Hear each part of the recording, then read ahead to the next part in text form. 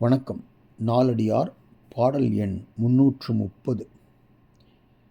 என்னே மற்று இவ்வுடம்பு பெற்று அறம் நினையார் கொன்னே கழிப்பர்தம் வாழ்நாளை அன்னோ அளஇறந்த காதல் தம் ஆருயிர் அன்னார் கொள இளைக்கும் கூற்றமும் கண்டு.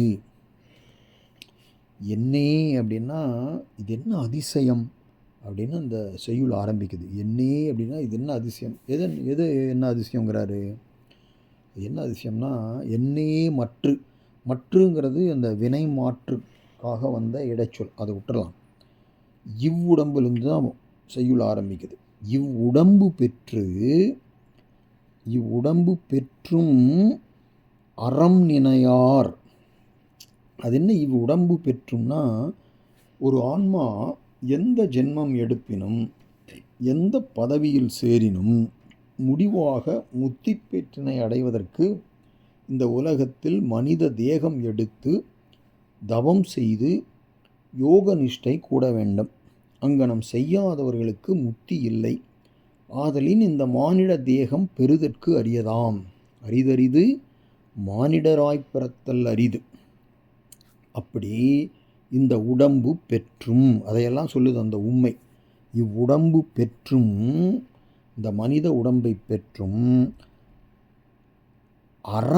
அறம் நினையார் அப்படின்னா என்ன அர்த்தம்? அறத்தை, தர்ம காரியங்களை நினையாதவர்களாய் கொன்னே கழிப்பர் தம் வாழ்நாளை. கொன்னே அப்படிங்கிறது மறுபடியும் அது ஒரு இடைச்சொல். வீணாக கழிப்பர் தம் வாழ்நாளை, தங்களுடைய ஆயுட்காலத்தை வீணாக கழிப்பார்கள். அன்னோ தனிச்சொல், ரெண்டாவது அடியில் தனிச்சொல் அன்னோ. அன்னோனா ஐயோ அப்படின்னு சொல்கிறோம்.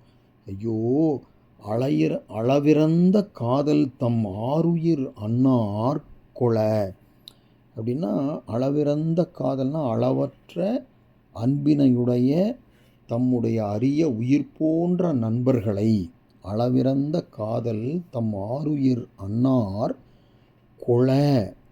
கொளனா அவர்களை கொண்டு செல்ல இளைக்கும் கூற்றம்னா இந்த தக்க முயற்சியை செய்து கொண்டிருக்கிற கூற்றம் அப்படின்னா கூற்றத்தினுடைய செயலுக்கு அங்கே ஆகி வந்தது. கூற்றத்தினுடைய செயலை கண்டும் கொன்னே கழிப்பர் தம் வாழ்நாளை வீணாக கழிச்சிட்டு இருக்கான்ல, அவங்கள பார்த்துட்டு என்னே அப்படிங்கிறார். என்ன அதிசயம் அப்படின்னு சொல்லி வியப்பதாக இந்த பாடல் அமைந்துள்ளது. என்னே என்பது வியப்பு பொருள் குறித்தது.